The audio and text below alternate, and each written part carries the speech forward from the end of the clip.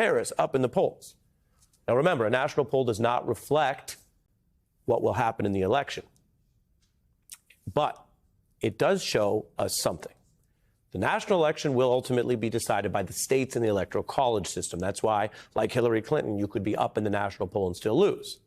But here's what I'm going to show you. The new NBC poll does have Harris up 5, far better than Biden's position a few months back, and it's driving headlines and buzz for Harris in politics, certainly online. The spread is still within the margin of error. And in the states that matter, as we showed you last week, things are largely a statistical tie. But what national polls can help reveal is big shifts in sentiment, especially when it's current. So instead of asking just how people might vote in the future in 5 or 6 weeks if they vote early, you can measure how the nation feels right now. And that's where there's really good news for Harris. There is a huge, unusually large jump in favorable views of Harris since she became the nominee.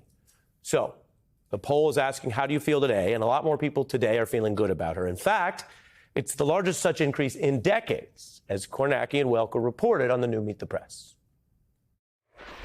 This is the largest increase that we have seen for any politician since George W. Bush in the wake of the September 11th attacks on this issue. Absolutely, Kristen. I mean, we were seeing numbers like this for years for Kamala Harris. Now you're seeing a very different story. Many more Americans right now have a more favorable view of Harris. And pollsters note how remarkable a shift that is, going back to the surge in approval for President Bush and the historic demonstration of unity after the 9/11 attack. That's when Bush's favorability surged, partly because people felt favorably towards him and his response, and partly because of a longer and documented rally around the flag effect. So historians and pollsters note it is rare for the public to suddenly just like a prominent politician way more than they used to, because they already know that person and views tend to be more baked in. The 2001 example reflects that external event and response. With all that in mind and what Kornacki just said there, here are Harris's numbers. She had a 32% favorability in July, which roughly reflects the sloping blue curve that you see of where she'd been. And that was her role of VP. 1 out of 3 is not a great benchmark for winning a national election, if 32% or so is 1 out of 3 people thinking of you favorably. But then you have this jump. Look at that huge jump to 48%. And that is about 50% higher than that prior number, or a raw 16-point surge, one of the largest shifts in decades for any politician. So that's the big news tonight. The Harris campaign is happy about it, while still cautioning people nothing is set yet. But why is Harris rising in ways we have not seen in decades? In my report right now for you, I'm going to show why the answer actually has some layers and why it may explain the race that we're in right now, the current state of the race, and even where we're headed. So first, within the Democratic Party, there was a shockwave, swapping out a president with fading numbers for the new VP. And the party managed to do so, and I know you know this because you follow the news. They did so without any big primary or long jockeying public process. And that has clearly energized and united both the party, Democrats, and anti-Trump forces who might not be Democrats, independents, or moderates, who were not sold on Trump or opposed Trump, but were also concerned about Biden. The numbers show an embrace for Harris as that new alternative. And then, I said layers, the second layer may be how people are viewing Harris now in a new role. And here's what we can tell you. The people like her in this role. Being the nominee and the party leader taking on Donald Trump is different from being a deferential, deliberately smaller, quieter role of understudy or vice president to the president. And by playing that role well, many experts say Harris had to dim her shine. And that's literally the term that some historians and strategists use, citing an ancient precept that in political struggles, you never outshine the master. Always make those above you feel completely superior. In your desire to please and impress them, do not go too far in displaying your talents, or you might accomplish the opposite, inspiring fear and insecurity in them. Make your masters appear more brilliant than they are, and you will attain the heights of power. And that's not just a tip. I am quoting from the #1 law, the very first law in the 48 Laws of Power, a best-selling history and strategy book by Robert Greene, who we actually cited and hosted on this program before. The lesson applies to anyone biding time for higher office, certainly a vice president, but it dates back centuries. There are ancient strategy teachings from Machiavelli to Galileo, and how they carefully paid tribute to superiors or financial backers in the Medici family, always making their accomplishments subservient to whoever was more powerful. Here's the author discussing the lesson along with 50 Cent, who later co-authored a book with Greene and applied it to entertainment, where you know competition is fierce and how you cannot outshine your sponsor. Law number 1 was always like the most important one to me. Never outshine the master. You know the laws of power, you never outshine the master. Mm-hmm. You see what I'm saying? Like, I even had a conversation and said it to Drake. Mm-hmm. I said, don't ever go over or be past Wayne in conversation, because it'll hurt you. Because then if you got somebody that's actually over you in your chain of command, you always like that. Chain of command. Understand it, or you may not survive it. That's 50, that's Greene, other political writers. They're not saying they invented these power laws, rather that they've studied and applied them. And if it all sounds familiar, it is a tale and fable as old as time. When I left you, I was but the learner. Now I am the master. I took away your fear, and I showed you a path. You are my greatest student. Always two there are. No more, no less. A master and an apprentice.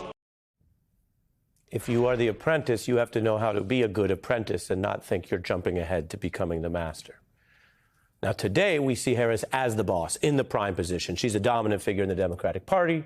She started this week by seizing control, challenging Trump to a debate that he's running from, making him respond to her, and her perceived win at the last debate. And that is the Harris in the role that we are seeing many more Americans now like. Quite literally, they're responding positively to her in this role as the boss in charge, which is a shift from her past vice presidential role, and it's a shift people are noticing. Please welcome Kamala Harris.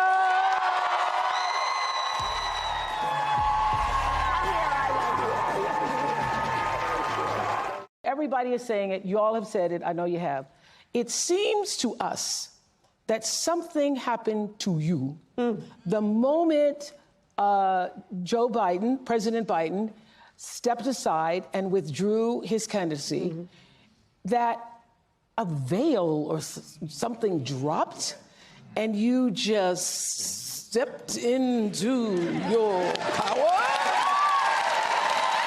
If somebody breaks in my house, they're getting shot. Yes, yes, I hear that. I hear that. Probably should not have said that.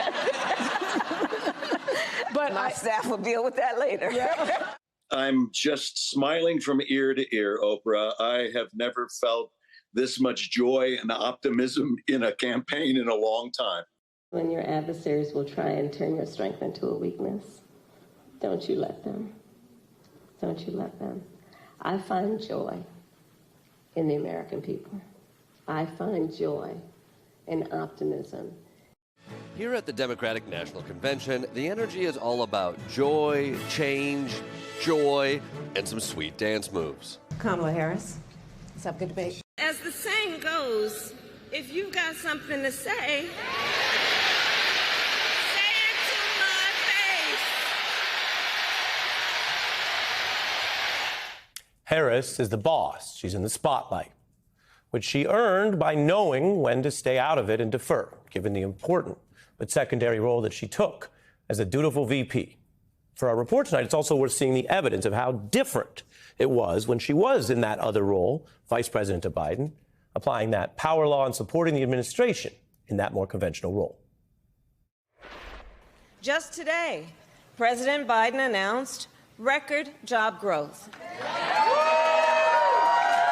From the beginning, the president has been very direct and clear about our perspective. And I can think of no one more committed to achieving our collective goals than President Joe Biden. President Biden set an ambitious goal Today's numbers reflect the point that President Biden has made many times. America's economy is strong. And what's the message to Iran? Don't. As President Biden said, just don't. Exactly. One word. Pretty straightforward. You can almost see and hear the difference, and that is what the law would teach, because that was the role she was in. Just as if you are a lawyer advocating a case, it's different than if you get appointed to become a judge. Anyone can relate to this at a certain level when you have a role or a job. It could be parent or soccer coach. It could be vice president of your company or CEO of your company. Harris maintained that stance even and especially when it was difficult. Consider those moments after Biden's debate performance, which we now know led to the shift in her rise. In those first hours that night after the debate, Harris did not waver at all. She stepped into the heat for interviews, including one on this network that night. She was talking to our colleague Rachel. And she was as loyal as ever, as the role demands. And if others were already discussing the perhaps remote, perhaps looming possibility of her becoming the replacement, becoming the master rather than the apprentice, she did not engage in any of that, not one iota that night or in the weeks ahead, let alone try to outshine the president. And a contrast that we live through right now. The former President Trump and his vice president, who couldn't even keep it together through the duration of their term, which ended with a failed illegal insurrection and coup. So say nothing of the larger point that, of course, Mike Pence doesn't support Donald Trump right now. She followed the law of power, and now she is surging with more power than anyone else in the party, including, in the political sense, the president who she dutifully served until she came into this view. And most striking of all, the American public is warming and welcoming her in this role.